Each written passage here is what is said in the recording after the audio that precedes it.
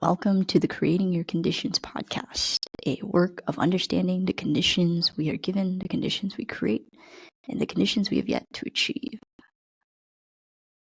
My name is Vin. I use they, them, theirs pronouns, and I am your host. In today's episode, I'm interviewing Ellixis, he, him pronouns, a born and raised San Diegan engineer turned English teacher programmer in Japan. But Ellixis is, of course, more than simply where he's from and his vocations.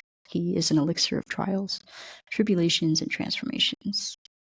Ellixis has done the shadow work familiar to creatives in which we must face all parts of ourselves in order to share it with the world. Yeah. Welcome to the podcast, Ellixis. Hello.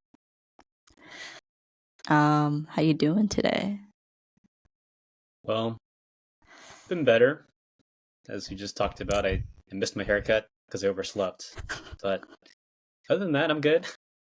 We had some technical difficulties beforehand, but figured it out. So the little things, you know. Yeah.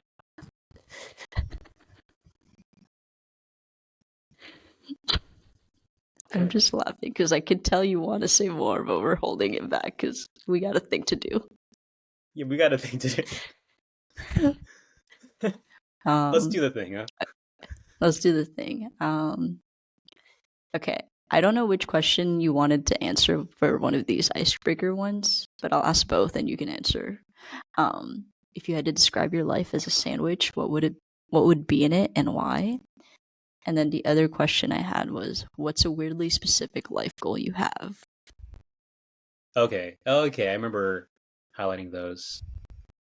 I think that answer changed, at least for the first one. What if I had to describe my life as a sandwich? I think I remember. I'll give you the answer that I was thinking of when I highlighted it, and I'll give you the answer now because things have changed since that question. Back then, when I was answering it, I think I said something like, or I was thinking of something like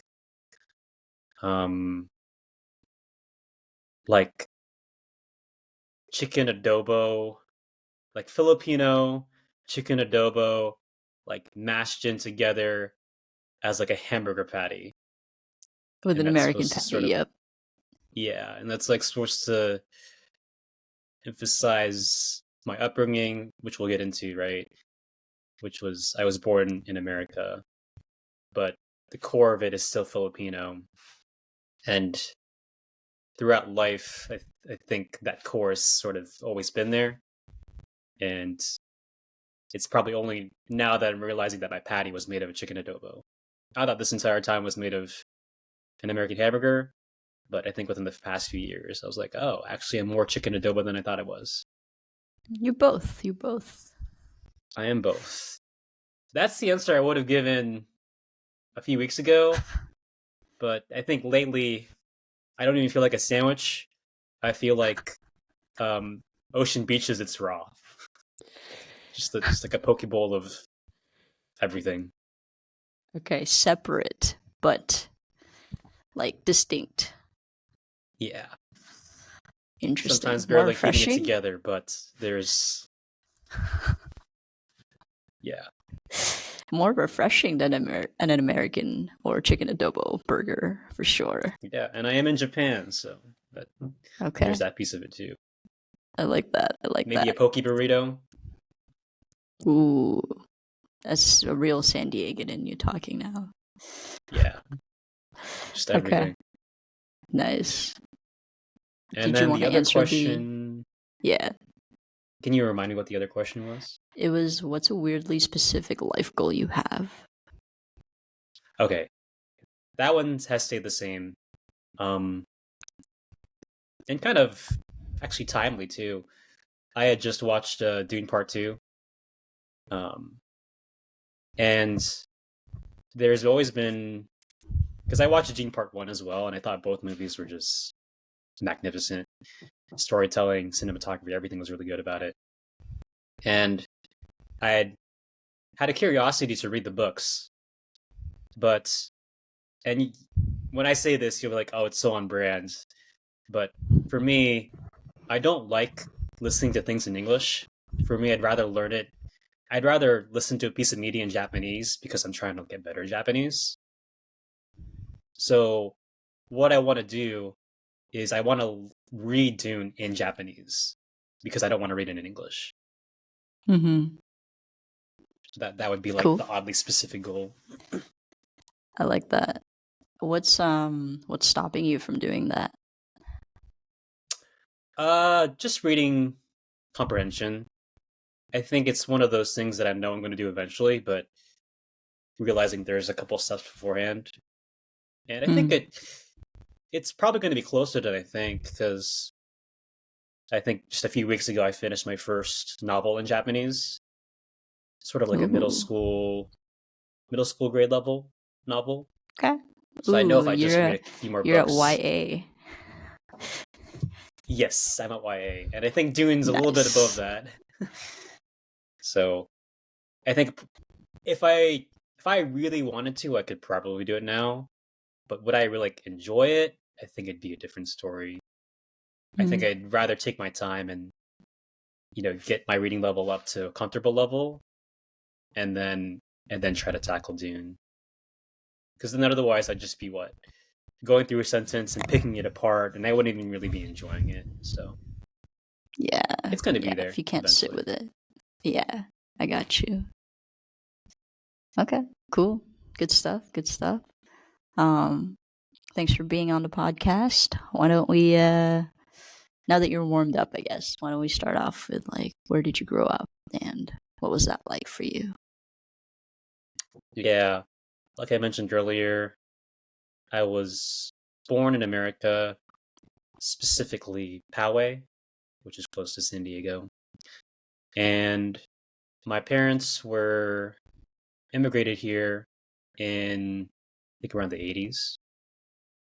And my sister was also born here.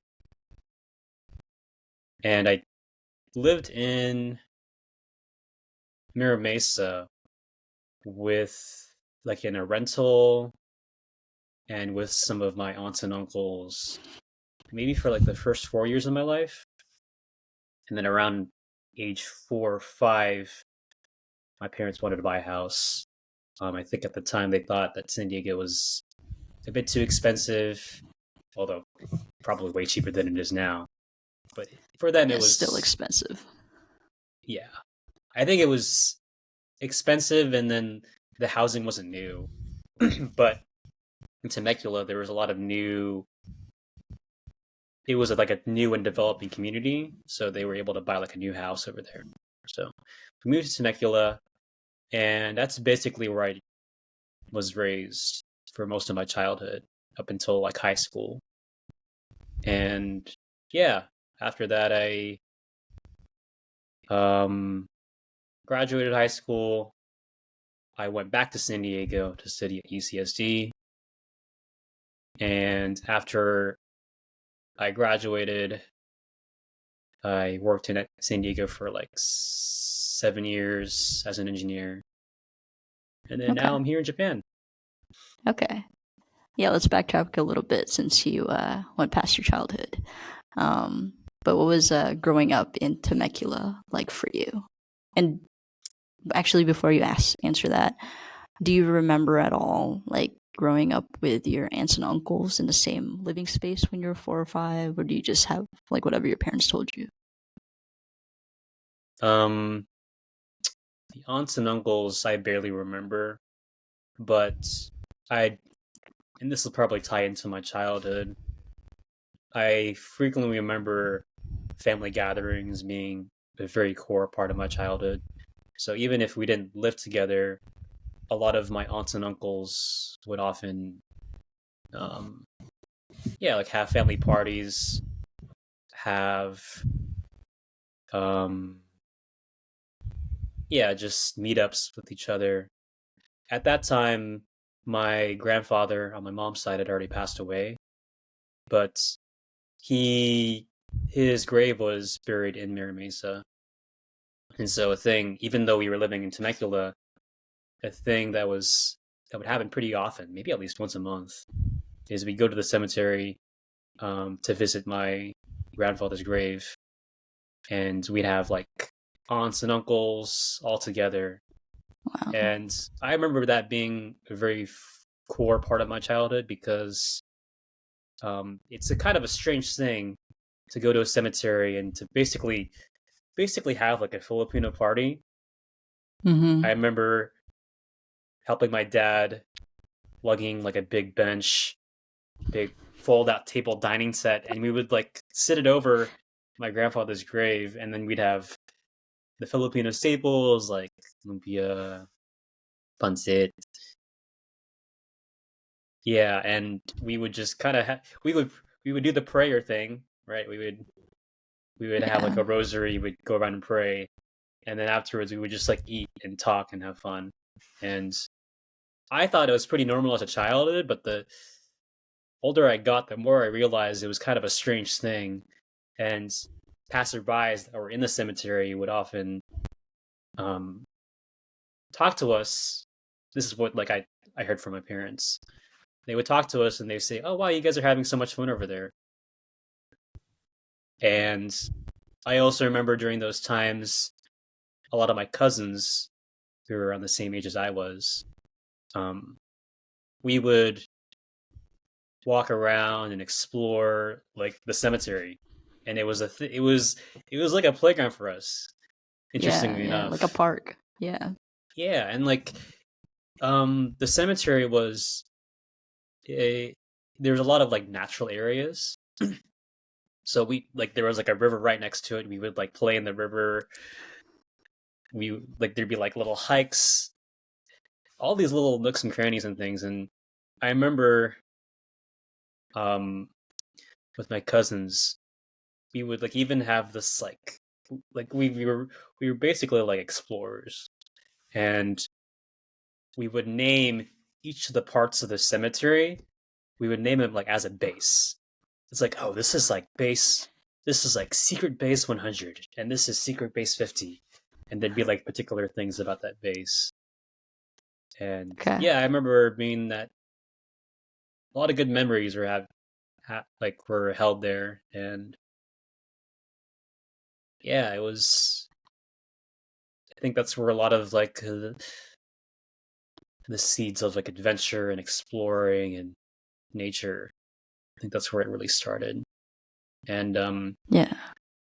in my little cohort of cousins, I was like the oldest, so they often looked up to me as like a leader in that little cohort. And yeah, they definitely looked up to me more than I realized as I got older. And it was interesting because in my family, I felt like I had a lot of confidence, but it was the complete opposite at school. Mm. I think in the Ooh. 90s, it was a very different time where Temecula wasn't an Asian community at all. It's very white dominated. And I remember like things that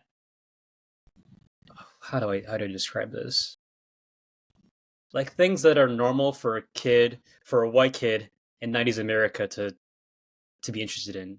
I had like no frame of reference at all for like being a Boy Scout. Like I don't know what a Boy Scout is. Playing baseball. Like I don't know how to play baseball. My dad doesn't know how to play baseball. To the point where I distinctly remember being in elementary school and hating baseball. Like I hated baseball because it was like, well, especially when you're up to bat, everyone's looking at you, and I knew that I wasn't a good baseball player.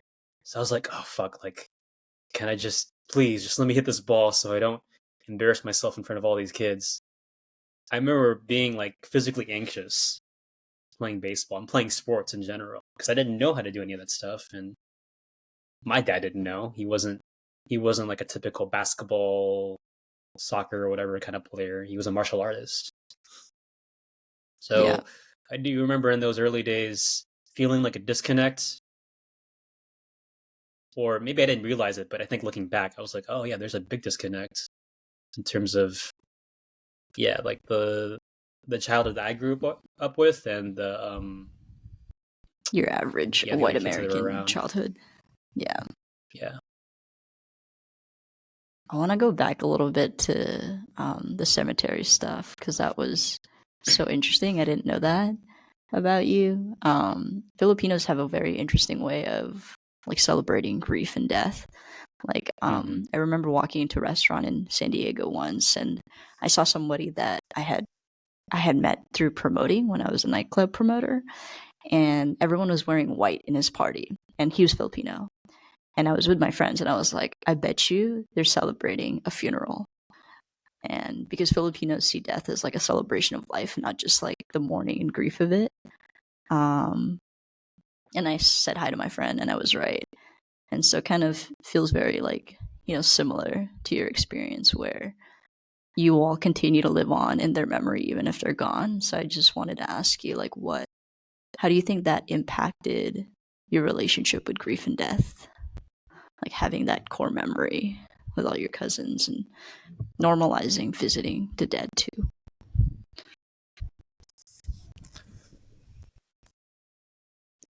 I don't know. Like, because my grandfather died before I was born, so Yeah. I had no memory of him um beforehand. So there was no feeling of like loss or grief, and obviously I was very young, so I didn't have any um conception around it. I think it was when actually my grandma died. That's when I started to realize more of the aspects around grief, and sort of that's when I realized like it was kind of strange for us to be going to the cemetery, but and like having a party like that. Because by the time my grandma had died, I was already in high school, so I was already starting to be aware of life and the darker parts of it, and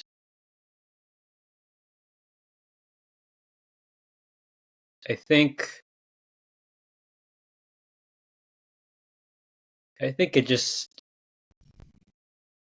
made it feel like that, with the visiting my grandfather every time.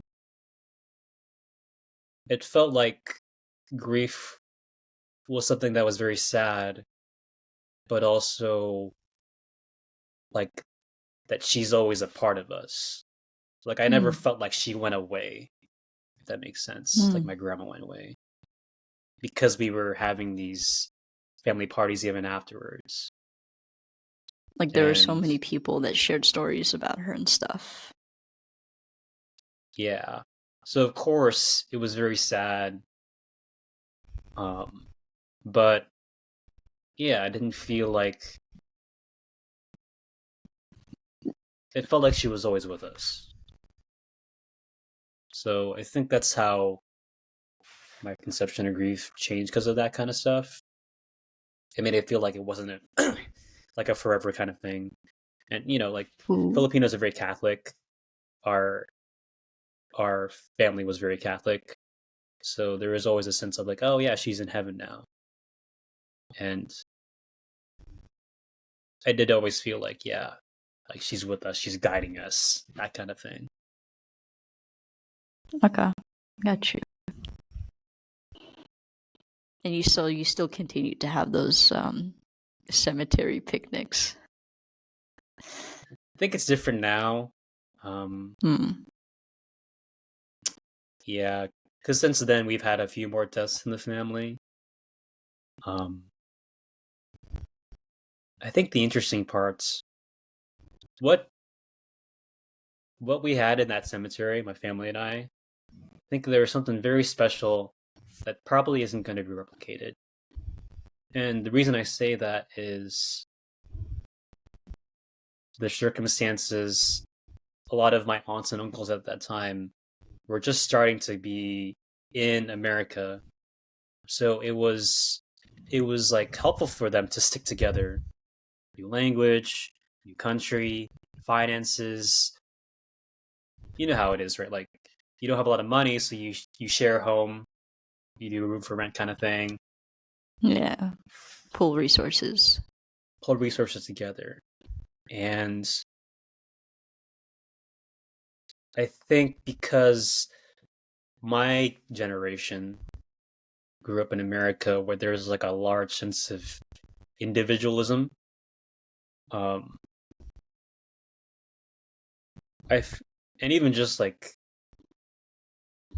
naturally, because my aunts and uncles have worked for a long time, they no longer have that necessity to like meet each other as much. And I do think part of it was my grandma passing away. I think she was a lot of like the glue that held the family together. Mm.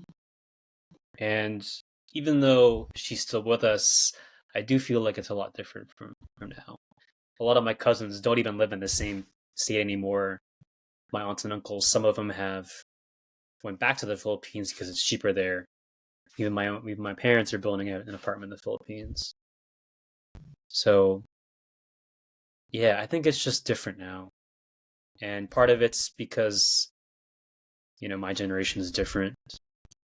We don't have that we don't have that necessity. And because there isn't that necessity for us to like be together, naturally we kind of do our own thing and live in different places. So a lot of my cousins don't like I don't think anyone there's like only like one cousin that lives in San Diego. One of them's Oh, in wow. Hawaii, another one's in Arizona, one of them's in NorCal. Like we're all over the world now. And I think that's cool that we're like all over the world. But I find it interesting that a lot of my cousins lament like, oh, like we need to have the family together. We need to have um more of these family gatherings. But then in the back of my mind, I'm like, well, you're choosing to leave. Like if you wanted to have this stuff really, then you wouldn't leave and go somewhere else, right? Yeah. So to Or me, you it's would like try to interesting. collectively make those decisions, you know? Yeah. Dang, that's wild. Um, yeah, I didn't know so many more of your cousins your age, your generation, had moved away. Because I was gonna ask you like what it was like growing up with so many of them around, and if it was still like that. Yeah. I mean, growing up together, we were really close, right? Those cemeteries, those family parties. I feel like I saw them like pretty much every other Semi week. parties. I like that. Basically what It's they funny. are, cemetery parties. Yeah. Yeah. But yeah, like we were all living the same life, right? 90s kids. Like some of them lived in Mira Mesa when they were growing up. So there's definitely more of an Asian population, but like there just wasn't a lot of it was a lot more niche being Asian. Now it feels weird to say this now, but I feel like being Asian is like mainstream. It's like a weird way to say it. But there just wasn't as much Asian media. And what was on TV was, media that was made by by Americans. It wasn't made by Asians. And yeah, so I mean, a lot of us were whitewashed. That was definitely a thing. But I think it was really good to have my cousins around because I felt like I wasn't alone in that. Like being an immigrant kid, basically, in the Mm-hmm. 90s. Because you had immigrant cousins who could relate. Well, you're not an Exactly. immigrant, but you know what I mean. Yeah. What do you say that? Like Yeah. first You're first gen. generation? Yeah. First generation. Yeah. So like being with other first generation cousins, I think helped a lot.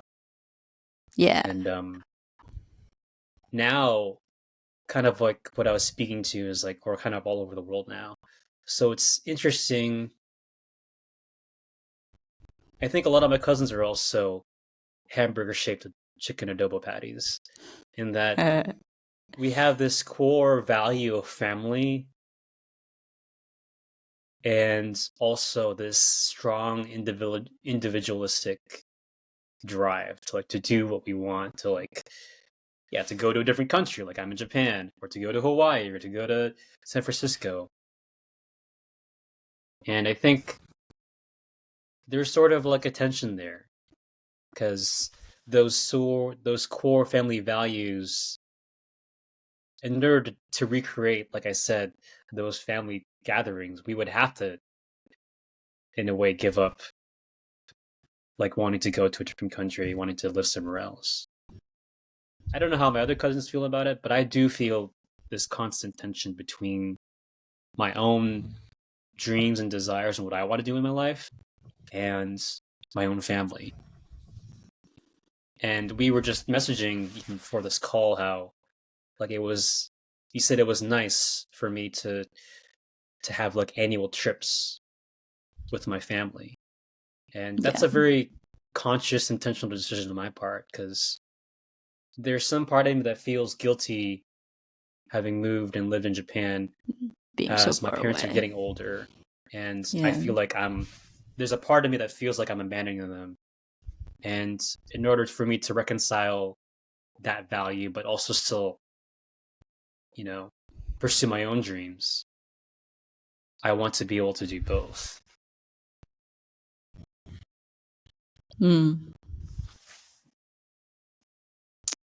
Yeah, I feel that all the time, because there's things that I want, and then there's also the conflict of where I live. Like since you've left, I've thought about a lot more how much I really dislike living in the United States.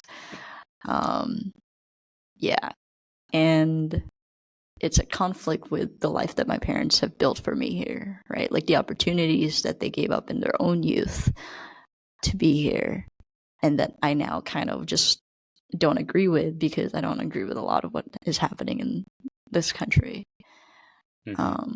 But then how do I go in my next step in life while honoring their sacrifice, but still honoring me? So I wanted to ask you, this is obviously like you're at a different age now than when you were growing up.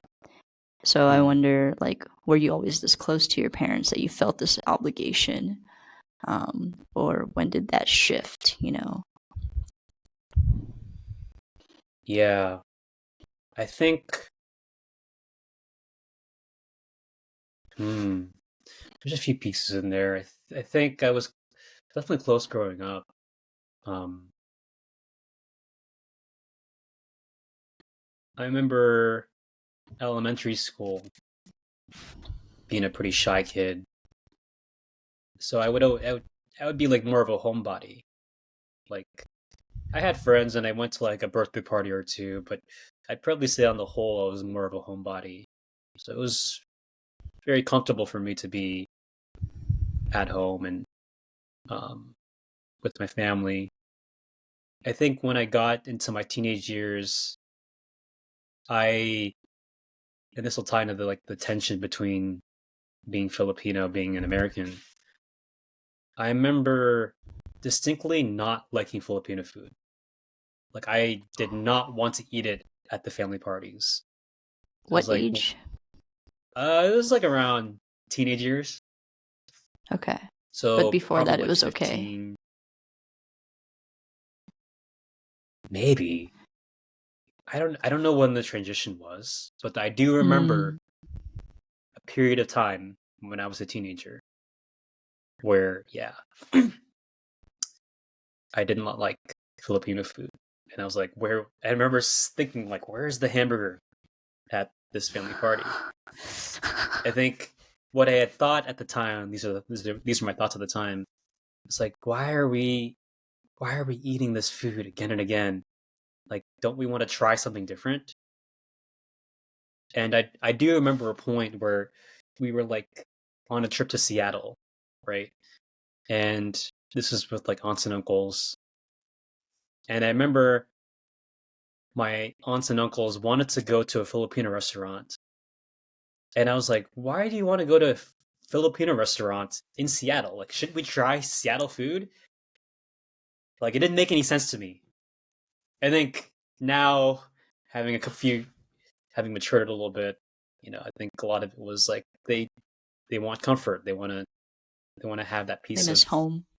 they miss home, Mm-hmm. yeah. But me, because like the Philippines is not my home, it never will be my home. Like because I was born in America, I did not have that sense of connection that they had. And I think maybe deep down, looking back on it, I think I resented my parents for a while because I did not fit in to that American kind of view. Um, Yeah. And you felt it in the yeah, sports and other ways at school already too. So maybe the food was like that last notch. yeah. It was probably really the sports thing, and yeah, the food was just sort of like an extension of like the loneliness that I felt, the disconnectedness I felt. And it was weird because it wasn't like I was like a complete loner. And it wasn't that like people were actively bullying me, but I felt like a stranger in a crowd. Hmm. Like I had friends to talk with at lunch, but I always remember those group of friends being like you guys are cool, but like I don't really feel the same as you guys. Yeah. Yeah, you don't have to be alone to feel lonely. Yeah. Yeah, I remember in high school, there was a senior class a year ahead of me, or maybe 2 years ahead of me, and there was like 10 Filipinos in that class, and they all graduated together. And then after that, there was like five of us, So all of my friends were like Mexican or like other Latinos, and it just it wasn't the same as being in a group of Filipinos where like I got to see more of them in UCSD Hmm. because there's just things they don't understand about how you grew up and like the norms in the household and the food. Yeah. Your high school was in Norwalk, right? Yeah, Was it predominantly Latino? Like that was the yeah, main predominantly visiting? Mexican. Yeah, but yeah, very Latino. I actually had a weird one of these podcast interviews. I realized I like knew like five white people in high school Whoa. because there were that few of them. But there was also like not a lot of Asians either. That's interesting. Yeah. Interesting having an experience where you're still the minority, but Mhm. the majority is not It's not white. white. Yeah, yeah, yeah. That's interesting. Right. Still feels the isolation. Yeah. Yeah.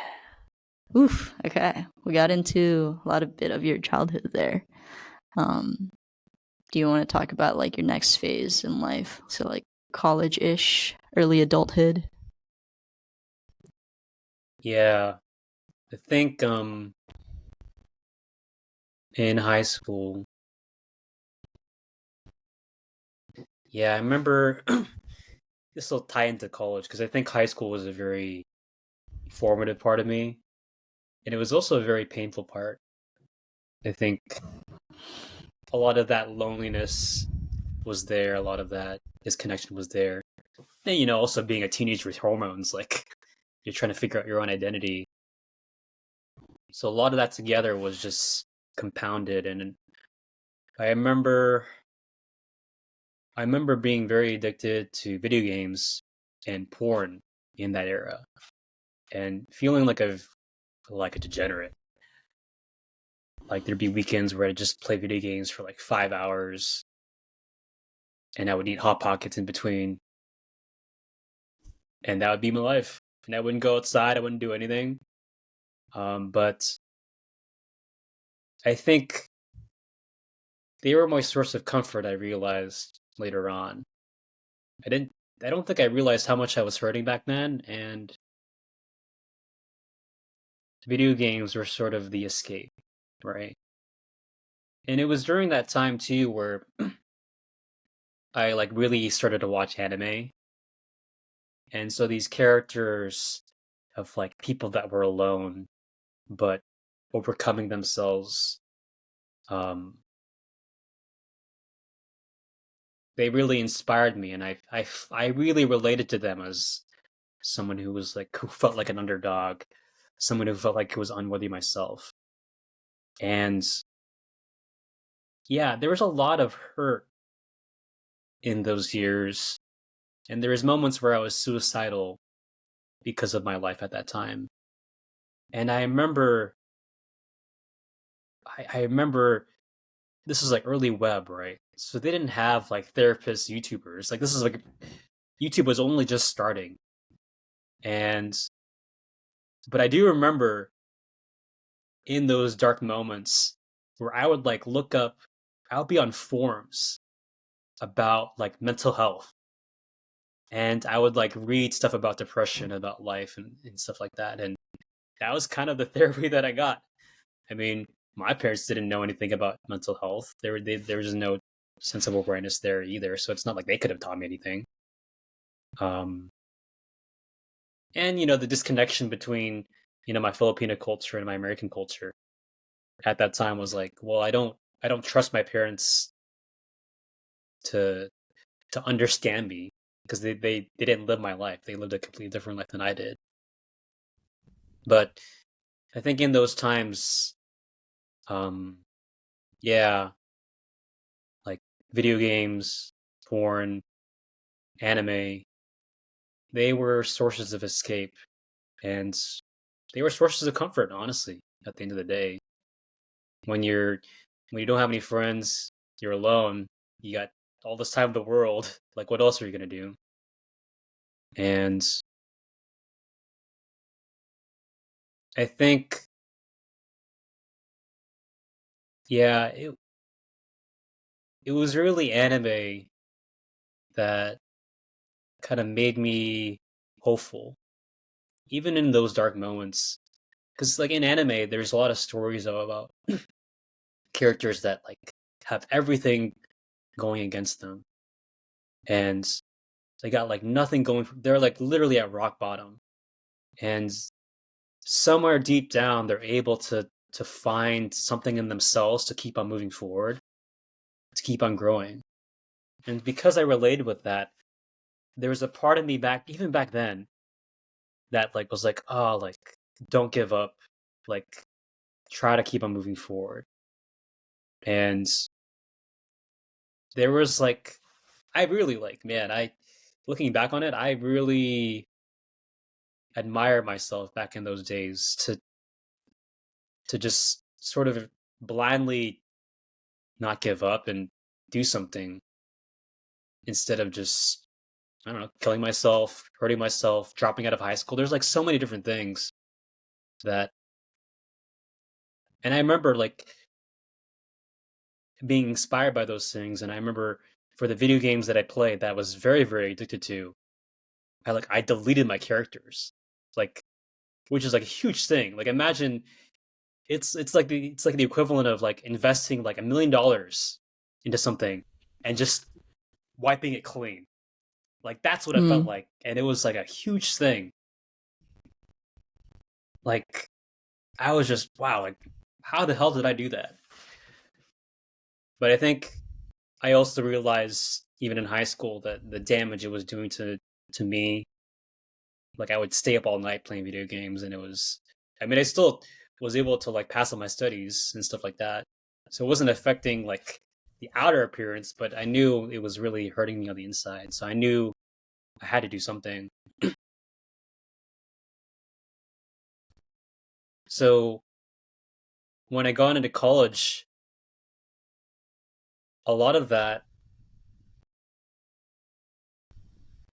I really felt like high school, um, for me was like this isolation chamber, and like my growth, it felt like my growth had like just like stopped.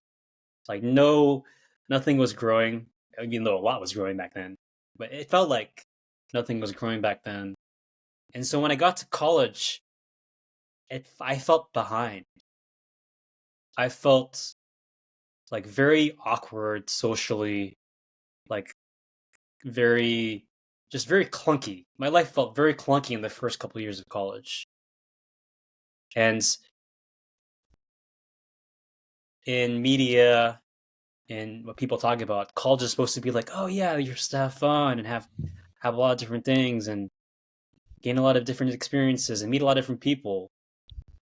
But I remember after like the first freshman year where I did meet a lot of people in those times, but because I had this sense of like being different from everybody else and all this baggage from the video games and the pornography, the shame, it was very hard for me in those early years to like to find people I connected with in college. And in those years I continued to watch anime and I just did my studies. And I remember going in those first years of college, um, going up to the library Friday night when typically be like out partying and stuff like that, right? Well, I didn't have any friends. I didn't get invited to any of these parties, so I I studied. So the loneliness definitely continued for a few years after that, but I knew I had to make a change, and there was a lot of clunky moments where I would try to join a club, and more so my own self-consciousness, like even though people were friendly to me, I didn't know how to relate. And so eventually I would quit that club, I would join a different club. Yeah. There's definitely a lot of moments like that. Did you like feel like you couldn't trust people or you couldn't trust yourself?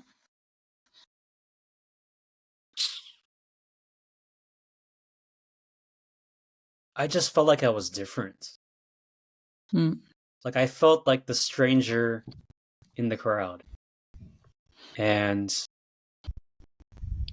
there were many moments where people would be going doing something and I would be with them, I would be in the crowd, but I would feel like, oh man, like I don't feel connected to these people. Mm. So whether that comes from trust, I don't really know. Yeah. Sometimes it's like lack of our own self-awareness, like knowing who we actually are, right? In a world that's so like inundated with options and images of things. Yeah. Yeah. And in college, I had decided to major in engineering. Um, it's kind of the typical Filipino thing for like what to for the parents to advise their kids to be an engineer or a doctor or a nurse because that's like Something financially STEM. stable, something STEM. Yeah.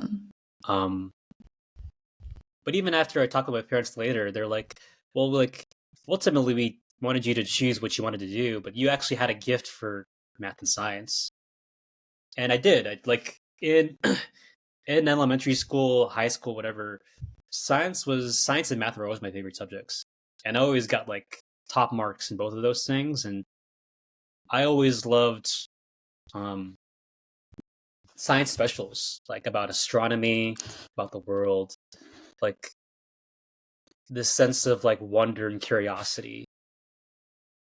And yeah, I was very naturally gifted at math and science. So it was I didn't know what else to do, right? Like I didn't know what other option. So when my parents decided to suggest engineering, I was like, yeah, I mean like that rationally makes sense. Like that's probably the best option I got, given I don't know what else to do.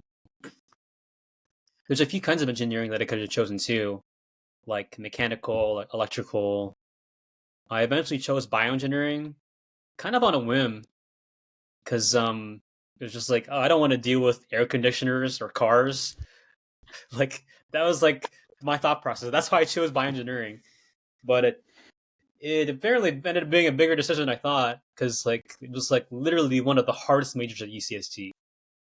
Like I remember being in like the first year of like what is it? Yeah, bioengineering courses, and that first intro seminar where you get all those bioengineering kids. There's like what, like 1,000 of us, and by the time we like got to graduation, there was like 30 of us left. So like when Wow. people like when I told people I was a bioengineering major, they're like, "Oh wow, like you're actually like a major?" Like a lot of my friends like they like switched out because it was too hard. Yeah. And why is it so difficult? Is it because you have to take a high level of science with the math? Yes, I think that's part of it. Part of it's the very interdisciplinary nature of it. So you have to have a lot of different kinds of science. Like Yeah. with electrical and mechanical engineering, you're kind of like focused on one of these things. So it's like as long as you understand the core part of mechanical engineering, everything is sort of easy. But with bioengineering and also nanoengineering too, you have so many different topics and they're not related to each other. So you can't just rely on the knowledge you built upon in like a previous class. It was like sometimes something completely different. Hmm. And I think honestly a lot of the teachers there were pretty bad. So that's also part of the other reason too, I think. Yeah. Um A lot of science teachers or science professors at universities tend to not, it's part of the thing that gets them research funding. It's not the thing they actually want to do, right? Like they want to do the science part. They don't want to teach. So like yeah. students like you suffer. Yeah. There was definitely Oh, wait. like one or two Also, teachers that were let me turn on the light in here. okay.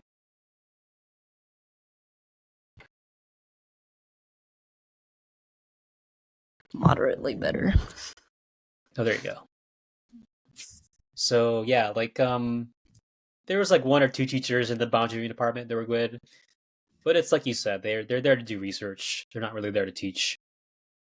And it really hit in my junior year when you finished all like the general education courses and then you had to go in the specialized engineering courses.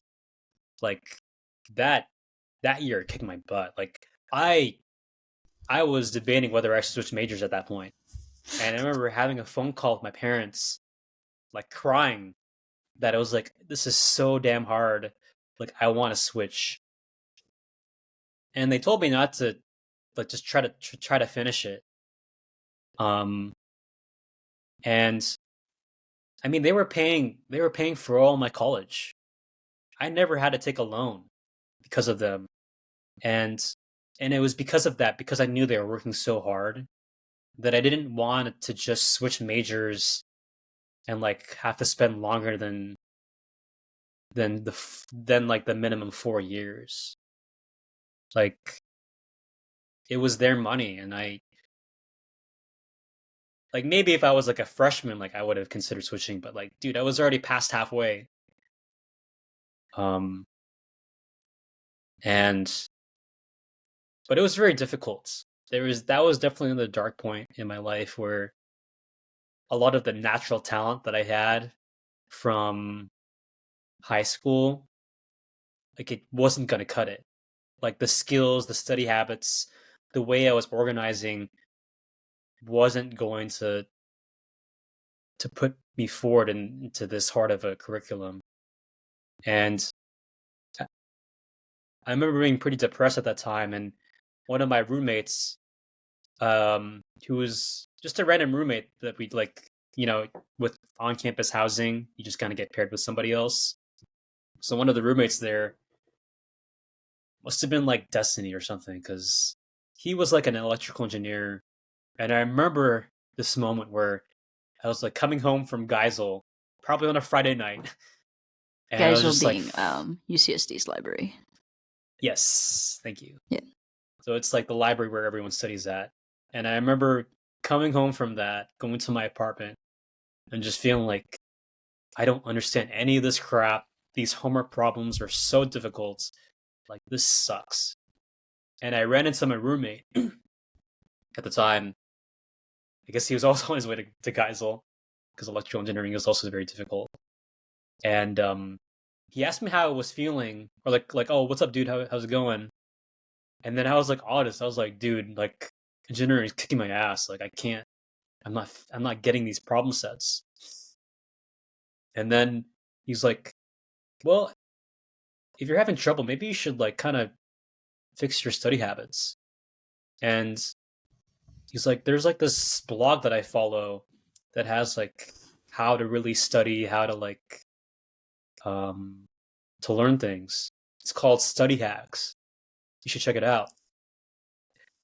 And then we walked away, and then I remember looking at that blog, and that was my first foray into like proper, self-development kind of thing. And back in the day, blogs were really popular with self-development. And basically this blog was about like an MIT student who what is it?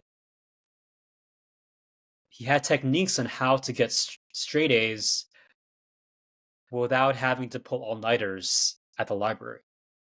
And naturally, I'm like, what the heck? Like, this is huge. Like, it almost seemed too good to be true. Because, you go into the library, any college library, you see all these students just like studying for hours on end, and they have their laptops, so they're there from like 5 a.m. to like 11 p.m., during finals week. And I thought that was the only way to study. It was like just to brute force it, to spend a lot of hours. And so when I saw a different way, I was like, well, like I got nothing to lose. I'm already like struggling. Might as well try this stuff out. And that's where a lot of, I think self-development, a lot of my organizational skills really came into play. There'd be things, what are some of the core values that I learned during that time? Things like making analogies for things. So like instead of learning a formula, like learning a math formula as it was, just rote memorization, like try to like conceptually understand it, make a picture, make like a funny picture, and then visualize like how can you like visualize what that formula actually means. So a lot of that stuff, a lot of like, go ahead. Yeah, like memorization is like not super effective because we can only remember so many data points if we're just like trying to memorize something word for word versus conceptualizing it to something else, right? To something more fun or something visual to kind of like play tricks on our brain because we can only like hold so many things in like a memory bank line by line. Yeah. And I think that's when I really realized how bad rote memorization was. Because that's what I was doing. Like, my memory was very, very good. Like, I could just remember things without having to really study for them. But with engineering, you can't. And I think this is kind of the benefit of engineering, is that it forces you to not memorize things because you can't. Like, you can't memorize this formula. You have to figure it out from first principles. And so there was a shift in me to really try to understand things at a fundamental level. And that meant for me looking at different sources, looking at different websites that could teach me the same thing. And that was the moment where I really took my education into my own hands, where I was like, well, I can't rely on these professors because they suck. So let me just teach myself. And a lot of those strategies were like, how do you teach yourself? Things like quiz and recall, where you'd like literally design a curriculum as if you're going to teach something. So you learn the thing in the process of trying to make it to where you're teaching it to somebody else. And when you shift that frame of reference, where like, how do I teach to somebody else? You really have to understand it. You really have to like simplify to like, what are the core things that you have to know? Yeah, because that's real mastery, is being able to explain it to somebody else so that they can learn it too. Yeah. I remember being very mad about my college education because of like, why did I have to why do my parents have to spend thousands, tens of thousands of dollars for me to do something on my own? But in some sense, there was like a blessing in there because I was forced to do that. If I didn't go to college, then I wouldn't have been forced to learn that skill. So I don't regret. I'm mad at like the institution of college, but I don't regret my experience there. I think I learned a lot of valuable life skills. Yeah. In those times. Yeah. I think in this part of your life and then also in high school, you kind of found a way to source information in a way that wasn't presented to you or readily available, right? It was a mental health blog forum in high school, and then this was a how to study forum. And like I know you now as someone who is very resourceful. Like you are good at figuring out information and finding free versions of things, and not necessarily like illegal ways of downloading stuff. It's just there are free resources online. It just takes a little bit more work to find them, where people have explained how to do something, how to code something, how to program something in a readily accessible way, and not just being taught in a school within a university system that you have to pay a lot of money for. Yeah, and I think that resourcefulness, I think, really got built during those times. I mean, I felt like I had no other choice. Like I was gonna have to change something about the way I studied, or I was gonna fail. Like I was gonna have to spend another year, and that's what I was afraid of more than anything, having to spend longer and like kind of squander. I wouldn't have really squandered it, but like I felt like I was squandering my parents' money, their hard-earned work, if I was not gonna do my best to go in there. Yeah, I got you. Ooh, that obligation we feel as children of immigrants. And as like Filipinos too, I do feel like it's a Filipino value of like taking care. Yeah, like that was what was I was raised upon. It's like when my grandmas and grandpas were getting old, my mom was taking care of her, my families were taking care of her. So there's definitely a respect towards the elderly that I feel like Filipinos specifically have. And even just emotionally during that time, like a lot of my good memories came from my family. So even though for a while I did not like Filipino culture, I didn't hate my family. I loved my family. Yeah, I got you. It's tough. You have to hold both those things, right? Like the ways that you couldn't communicate with them and the ways that they were still there for you and the ways that they could be, right? Like financially and culturally. Yeah. There was a lot of anger back in the day. I should probably add this piece in because I think it's important to my story. Um, my dad was a very angry person, and I think looking back on it now, I think it's his own relationship with his family, and also being an immigrant, being a short. He's quite short. He's like 5'4". Um, there was a lot of anger in him, and unfortunately, he took a lot of that out on my sister and I. And yeah, we were spanked a lot. It was always very scary when he got angry. I'd be like, I hope it's the slipper, because if the belt comes out, that's gonna hurt like a motherfucker. And he had a lot of road rage too, and that was very, very scary. Where I was like, I didn't feel safe in a car for a while, because of his anger. And it's interesting how my sister and I's relationship to anger evolved because of that. For my sister, she gets very irritated very easily, and Yeah, it's almost like a mirror image of my dad, where she gets angry very quickly.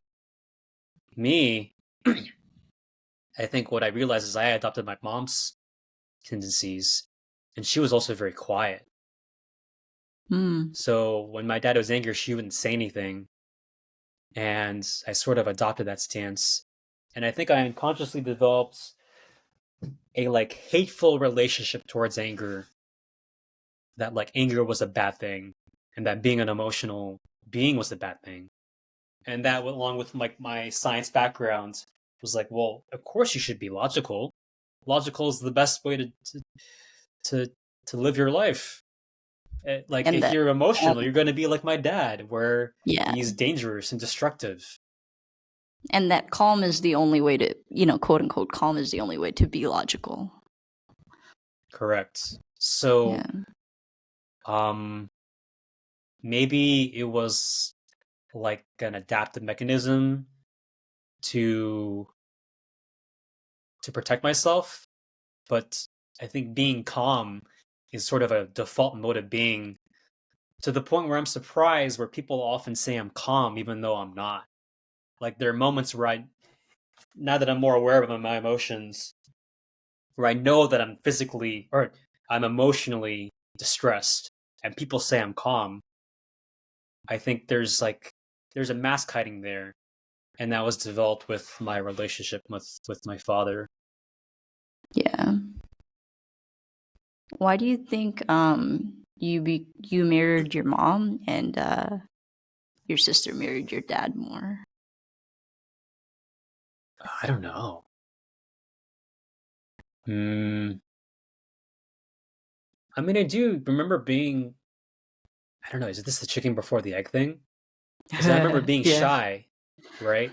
Being shy and quiet when I was growing up. But is that because my father was so angry that I started being shy? I don't know. Hmm. Okay. Fair. Yeah. No worries. But obviously being calm does not mean you're chill.